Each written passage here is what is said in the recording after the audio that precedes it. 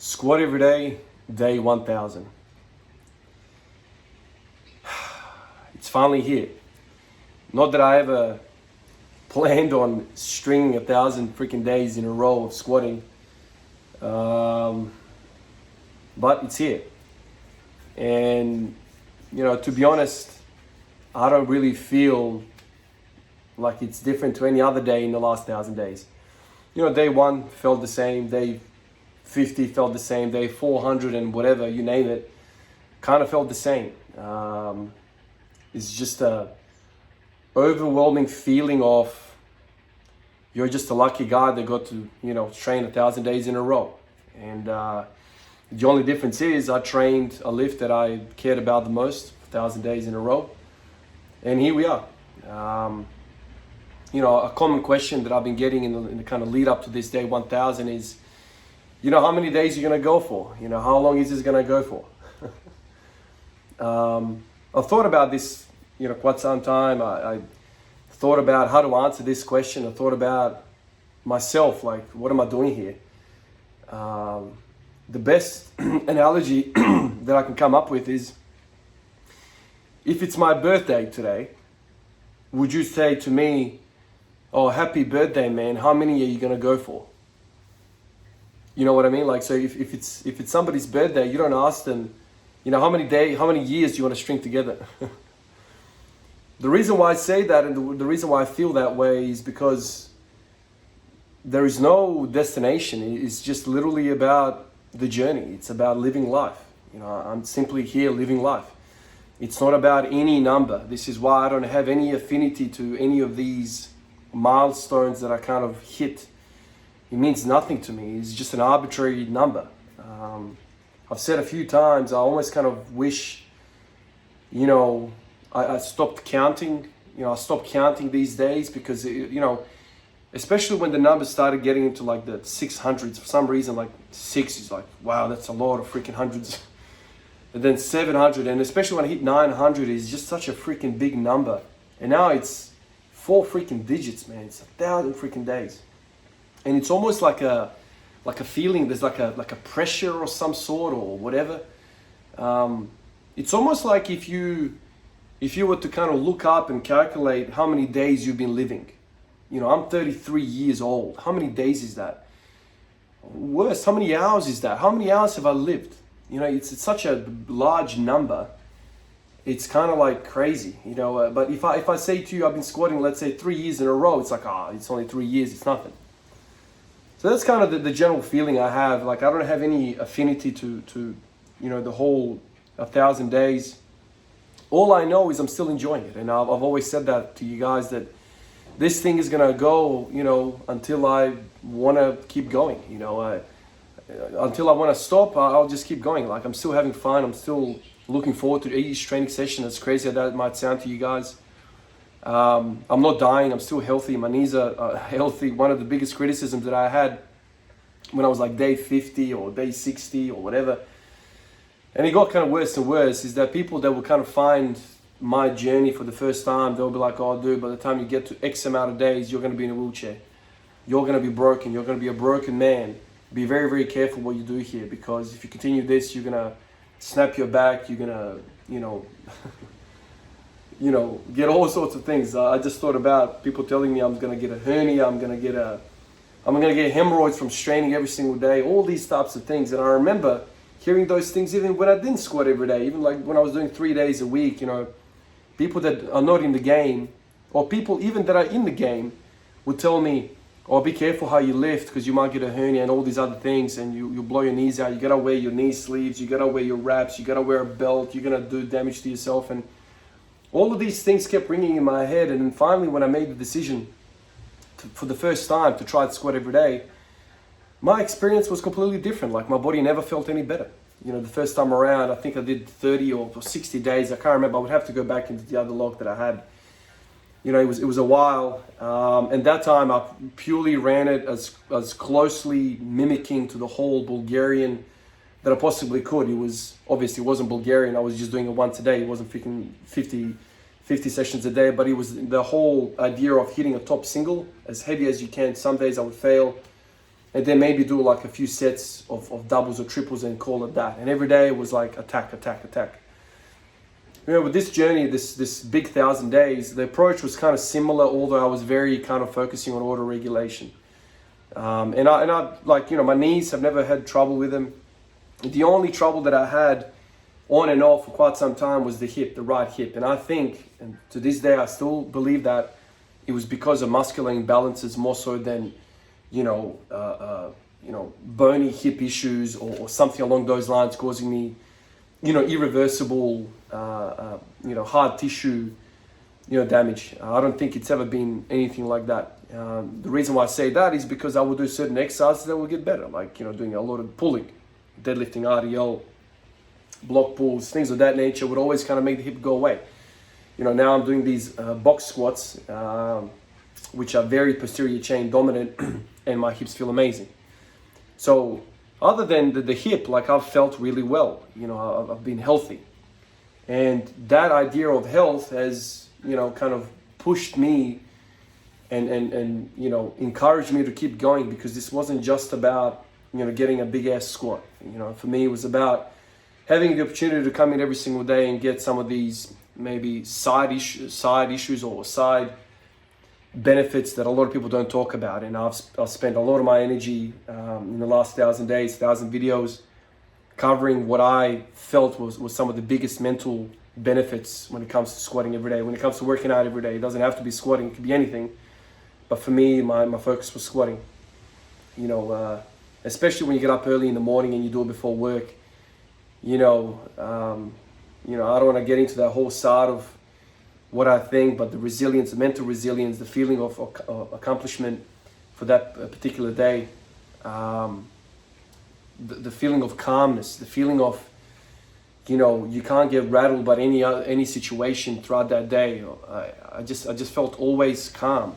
Like, if you get up in the morning at 4:30 in the morning, 5 o'clock in the morning, and you squat a heavy, single, and you struggle the hell out of that, you grind that thing out, or you do a set of 20, whatever weight, that's freaking hard, 5 o'clock in the morning.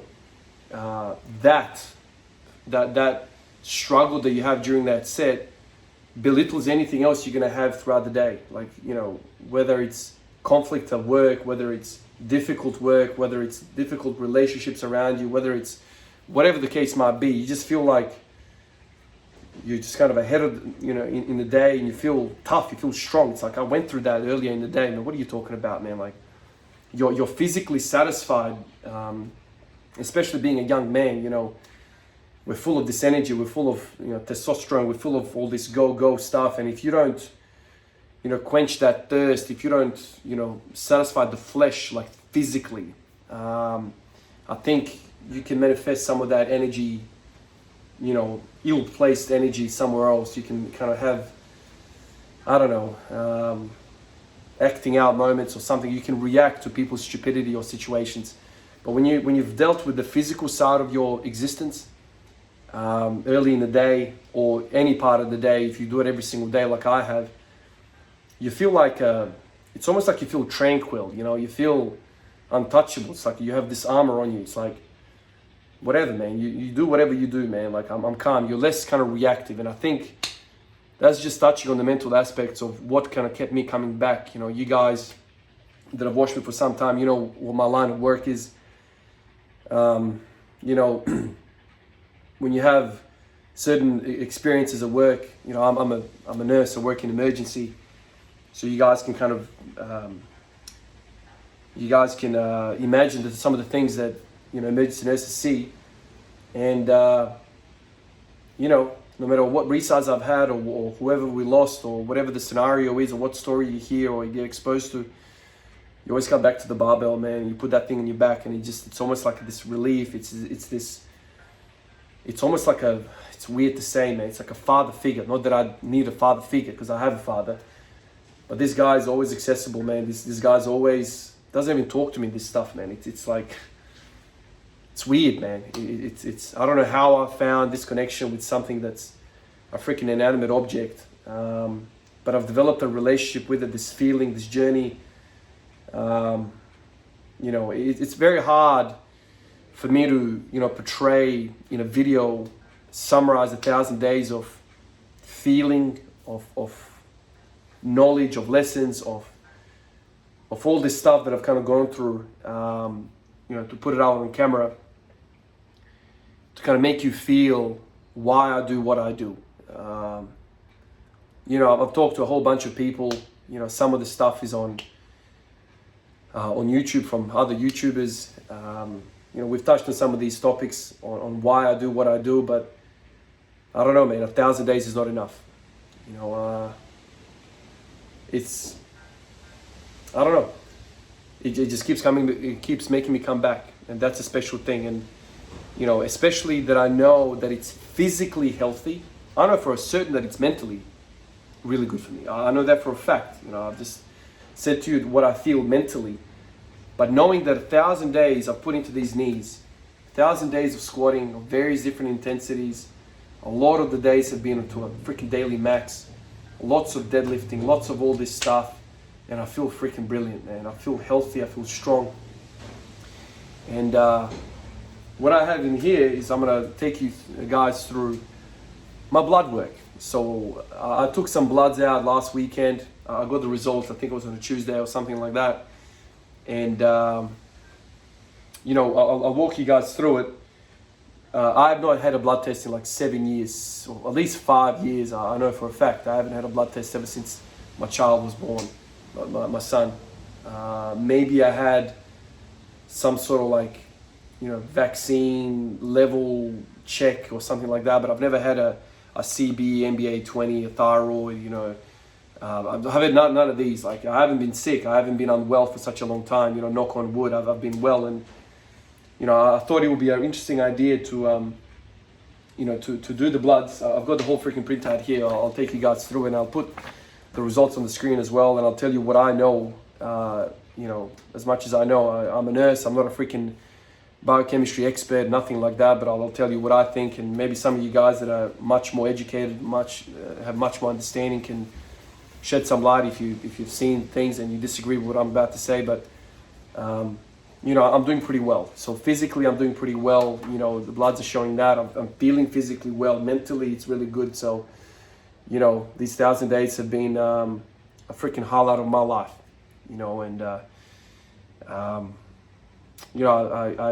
I don't see an end to this. There's just too many benefits. It's been an amazing amount of time spent under the barbell, and it's crazy that I still have more will to go on.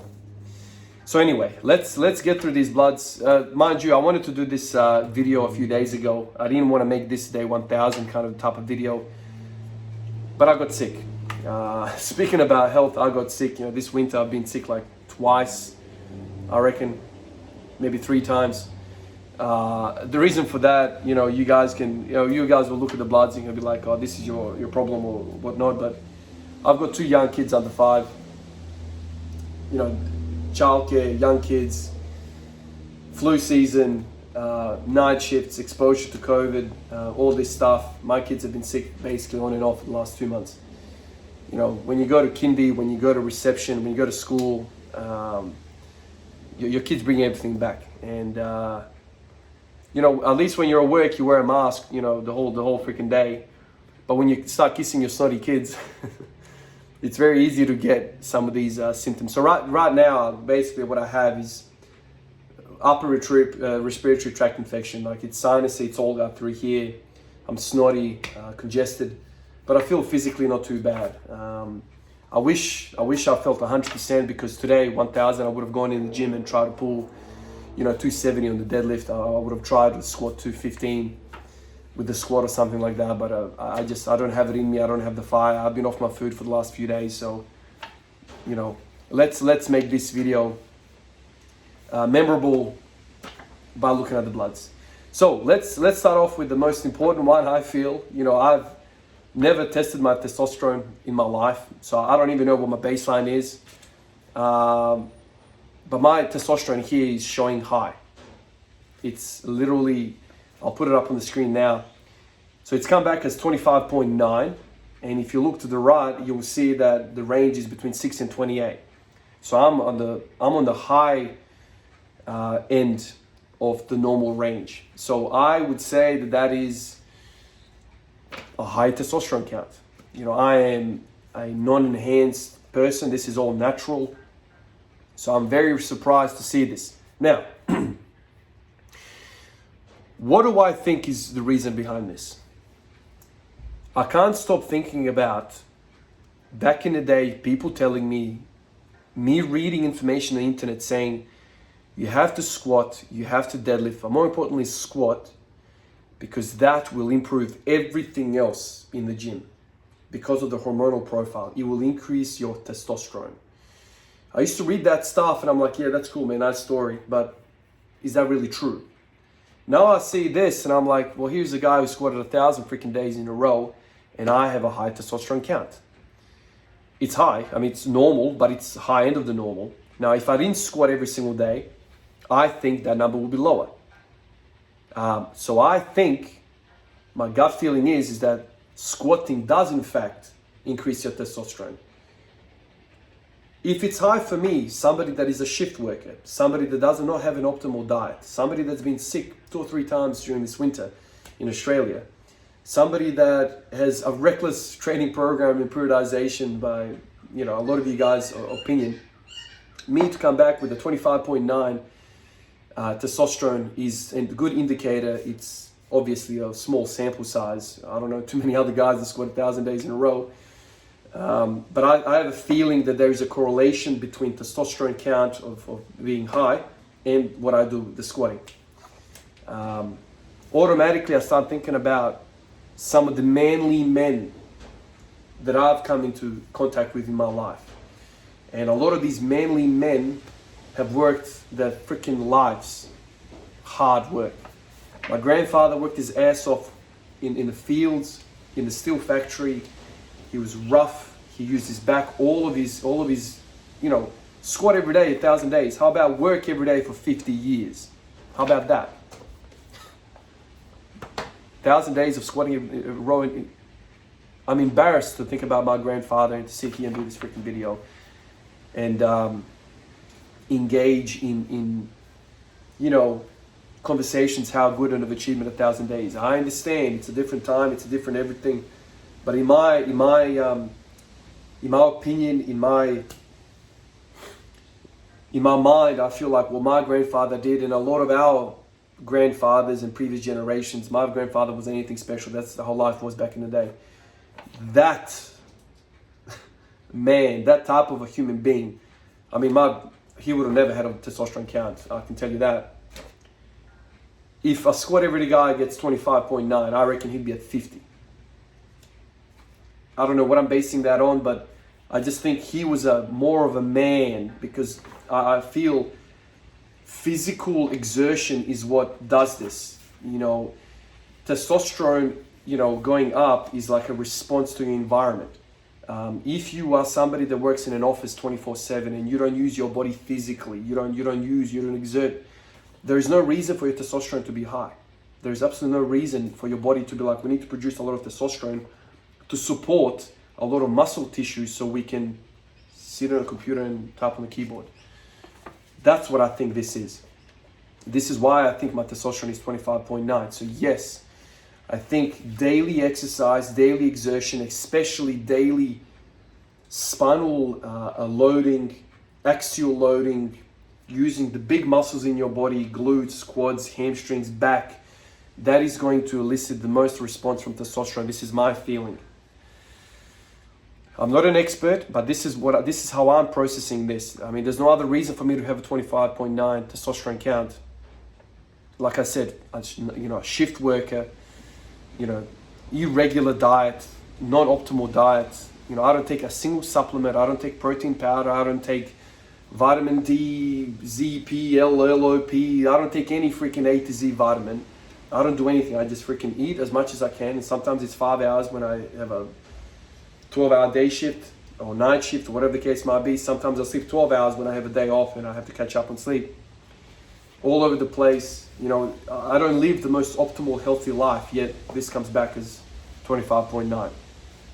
Now there's 2 other figures in this testosterone panel count.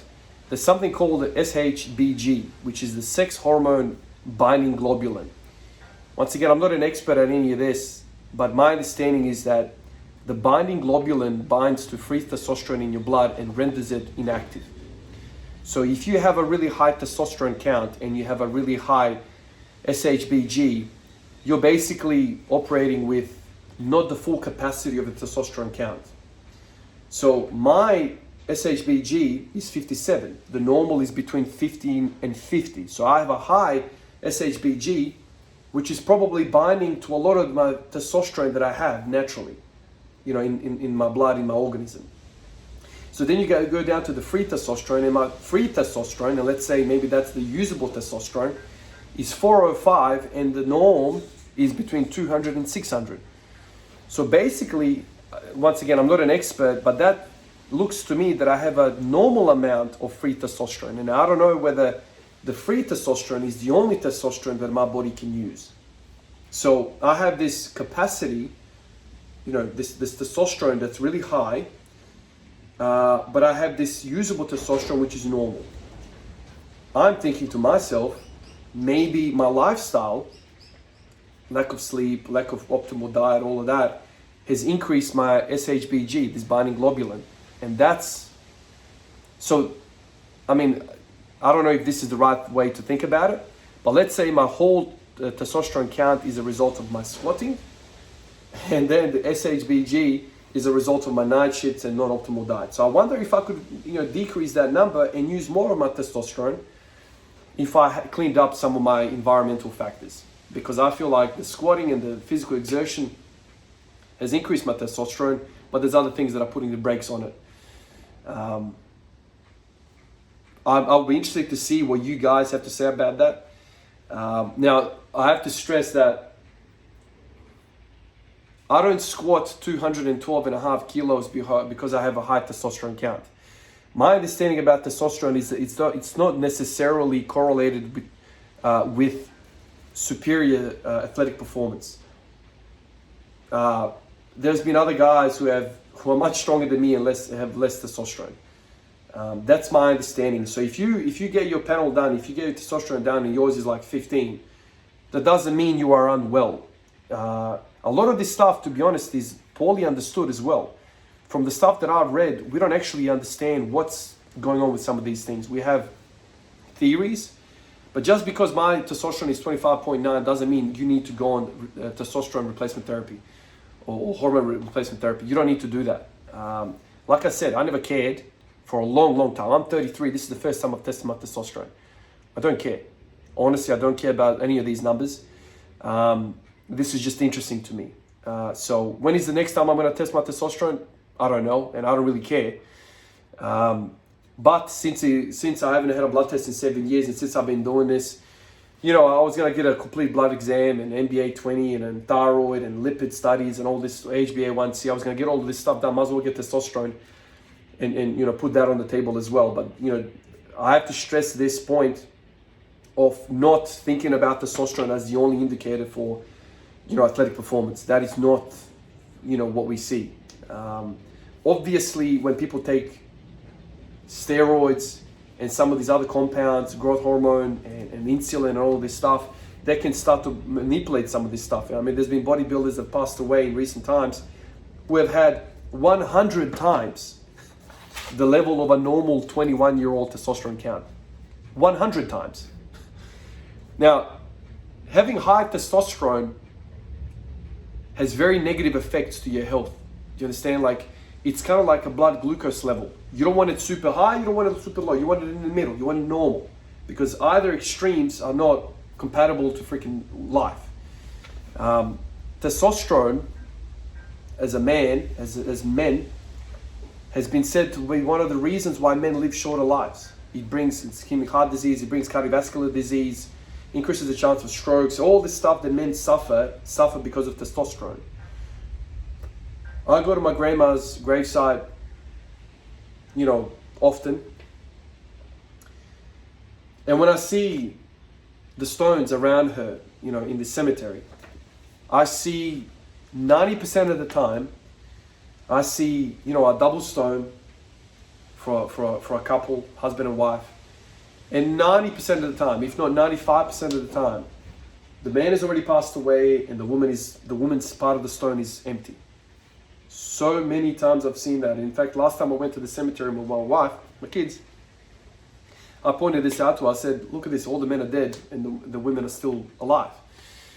You know, and I started thinking about, you know, what was the result of that. And you know, I've known this before, that men live shorter lives, and I reckon this is one of the reasons. And so before you start going crazy about, I need more testosterone because I want to squat more, you need to understand that there's a fine balance with some of these things. This is one of the reasons a lot of these bodybuilders are freaking dying young, man. Now, my understanding about testosterone is, yes, you can take whatever compound you can to increase your total testosterone, but there's stuff that you can take to decrease your SHBG, which is that binding globulin, which minimizes the efficacy of that total testosterone. So stuff like growth hormone, stuff like insulin, stuff like, I think some SARMs also do it. They actually, you know, they look to decrease this binding globulin, you know, so your natural testosterone count can have more of an impact on your body. Once again, how healthy is that? Probably not very. But this is where, you know, enhanced athletes start messing around with all these different elements and all these different panels to get ahead. Not understanding that you can't cheat nature, man. You can't create nor destroy matter. And so if you take something, you're going to be trading something else out. You understand? So, you know, this is why I don't take vitamins and minerals and all of this sort of stuff. I understand there's research and I understand there's all these different things, but there's also life and there's also nature and there's also, you know, cyclical, you know, cycles in life. You know, I don't think a 70-year-old should have the testosterone count of a freaking 21-year-old. I don't think that should be it. There should be a natural curve to life. And this is where I kind of feel a little bit iffy about some supplements because, okay, you increase your, let's say, vitamin D.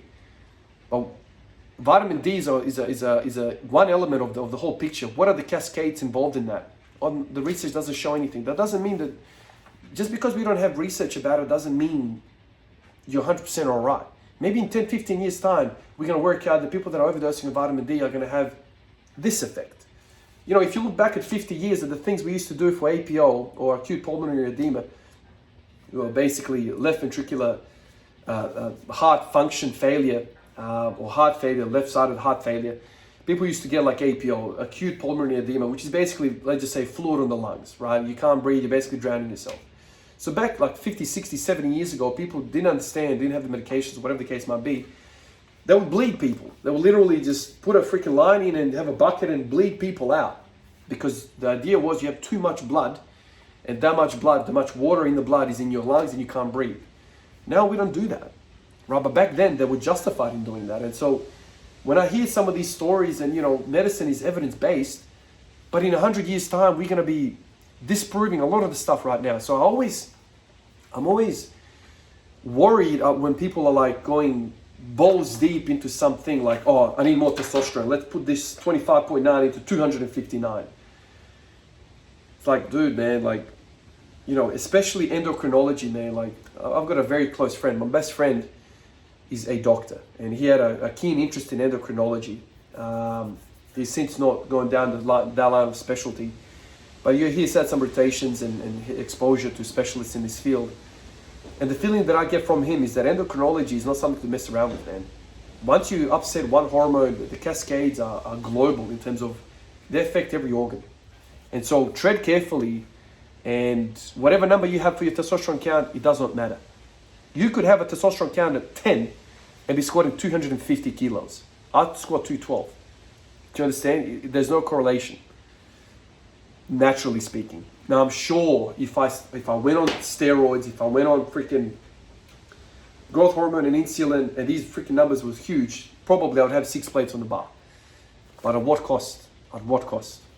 That's the key. At what cost? So look at your normal testosterone, and I really want to make sure that me saying I have a high testosterone because of squatting every day, I really don't want you to start squatting every day because of that. It's just an interesting observation that this is a symptom of something that I love to do. Anyway, I think that's enough about testosterone talk, but it was interesting to me to discover that I have a high testosterone count, and I feel mentally healthy, physically healthy, and all the rest of it. Okay, so that's testosterone. Let's go to the next one. Next one is the thyroid function assay. So my TSH is 3.3. The normal is between 0.4 and 4. So that's normal. I got nothing much more to say to that, other than it's normal. And I know that thyroid is closely related, to the other hormones, like testosterone and whatnot. Vitamin D. So this is an interesting one. As I sniff, as I have a full congested freaking sinus right here, my vitamin D is 47. Normal is greater than 50. It's winter, not a lot of sun out and about, lots of indoor time. Probably explains why my vitamin D is low. And probably explains, like a lot of you guys have actually said, why the flu season is during the times when we don't have a lot of sun. It's not so much related to temperature, it's probably related to not a lot of sun hitting our skin and for the cascade of sunlight doing its magic. And so vitamin D is low and I'm susceptible to infections. Figure that out. So this is where it would make sense to supplement vitamin D, but not overdose of vitamin D like some people are suggesting. The other thing is we know in Northern Hemisphere, places like Scotland, Ireland, Russia, the top. Where there's not a lot of sun, there's high rates of depression, high rates of, I believe, even suicide, high rates of even multiple sclerosis, which is being linked to not a lot of sunlight, which is really, really interesting. I remember speaking to one of the doctors from the UK, a few months ago, and he said that there was a link between multiple sclerosis and sunlight. And there's a high incidence of that in the kind of Northern Hemisphere, like in, I think the leading research is being done in Scotland, or is it Ireland, or something like that, when it comes to MS. So interesting stuff. But this is environmental impacts on the body.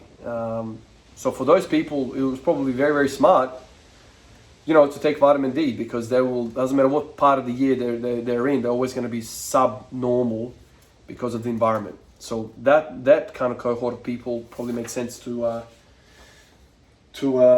supplement. Then we have vitamin B12 and folate. So my vitamin B12 is 564, and the normal is anywhere above 180. Cool. That's all I got to say on that. I don't know much about that, the impacts of B12, although I eat a normal balanced diet, plenty of meat, dairy, and the rest of it. So maybe that explains why. Maybe somebody that is a vegetarian, somebody that is a vegan would have that to think about a bit more. Then there's lipid studies. So my total cholesterol is 5.1. They're saying that the normal is anywhere below 5.6. My triglycerides are 1. Anywhere under 2 is normal. I don't understand why this blood test doesn't show HDL and LDL. I would have been interested to see the breakdown of that, but it doesn't. So for now, my cholesterol is normal, I guess. I eat a lot of fat. I eat a lot of animal fat. I take my bread and I dump it into the bottom of the pan. I believe in cholesterol. Cholesterol is required. If you have low cholesterol, you can't make hormones, you can't make cell membranes, you can't do any of that. So, cholesterol is not evil as everyone kind of makes it out to be. I know there's a lot of lipid therapies out there, like, statins and whatnot, and people are going crazy about it, based on research that was like outdated and disproven now. Fats don't give you atherosclerosis and all this stuff. It's a much more, intricate process. It's not you eat fat and you become fat. It's the glucose, the glycation process. That stuff does more damage than eating fat. The high insulin spikes is what damages the body the most. But anyway, I'm not an expert and this is not advice. This is just my opinion and why I believe that, if you have a cholesterol of 10, you look into it, but it's not something like, I don't want to eat, fat because I don't want to have high cholesterol. And for most cases, when people have high total cholesterol, they're inactive people. You know, one of the best treatments for people lowering their cholesterol is get off your ass and go for a run, go train, and you'll see your cholesterol drop down. And then we have the NBA 20, the general chemistry. I'll put that up on the screen, obviously, as well. And, you know, the only thing that pops out here is some of the there's 1 star here. 1 star, which is for GGTP, which is a liver function test. It's 101, normally it's 51. Spoke to a friend of mine about that who's a doctor, and he said there's a lot of cases where you have like unexplained incidences of GGTP going up. Usually, I remember last time I had a blood test like 5-6 years ago, and even before that, usually bilirubin comes back, or this bili that says here comes back high. For me, it's always kind of been the case. I don't know why that is. It's just one of those things. It's just like a normal thing for me. I've never felt unwell, but bilirubin is kind of high. And sometimes when I do night shifts, sometimes when I go without sunlight for a while, my wife will tell me you look a little bit yellow. So that's probably the bilirubin. It's never been like in the thousands or the hundreds or whatever. It's usually like, you know, normally it's under 25. Mine sometimes on blood tests have been like 30 or 35 or something like that. I don't know. So that's something interesting. GGTP is now the one elevated. The random, so I fasted for this blood test, and my fasting glucose came back at 4.6, which is normal, which is okay. Next one is C-reactive protein. C-reactive protein is basically an inflammation marker. You know, CRP will be elevated for people that have like infections or whatever. Mine's 0.7, normal is under 3, so that's normal. Nothing to mention there, say there. And then we have the CV, the full blood count, hematology blood count. It's all normal. My hemoglobin is 160, which is, you know, normal, nothing really to say. My MCH, is that hematocrit? I'm not sure what that is. Mean count, I don't exactly remember what this actually stands for. It's 26.9, which is just a little bit under the norm range. That's okay. And then HbA1c, which is like that blood test that people take to really indicate whether you are pre-diabetic, diabetic, or what the case is. Mine is 39 at 5.7%. If you look down at the key here, 48. Anything greater than 48 is consistent with diabetes. Mine is 39, so I'm okay. 6.5 is percentage, mine is 5.7, so that's all good. So basically, my blood test is good. It's normal, everything's going well. I feel physically well. Mentally, I've talked many times about the subjective interpretation of my experience with the journey. You know, I feel good. And I've got the blood work now. I've got the subjective feedback from my body. My head feels good. I feel really, really happy. So there's no reason for me to stop. I'll continue to go. I don't have any pressure associated with making any of these videos. I've said in the past, if I don't feel like talking, I'll put up a short. So I don't have pressure to make these videos. I'm still inspired to make these videos. I still feel like it's great to be part of the community, to have this, you know, dialogue with the guys, especially now with the Discord. I can see you guys, you know, squatting, deadlifting, doing all your stuff, Olympic lifts. So, you know, I feel like it's just a big friend group. And, you know, I'm sure if I stopped the squat every day, a lot of you guys would stick around and still interact with me and talk and all that stuff. I don't do it because of that. I just legit love the mental aspect and the physical aspects of, you know, doing something every single day. And a lot of times I think about my grandparents waking up every single day to feed the cows, to mow the freaking fields, dig up, you know, plant seeds and all this sort of stuff. You know, there was never a day off for them.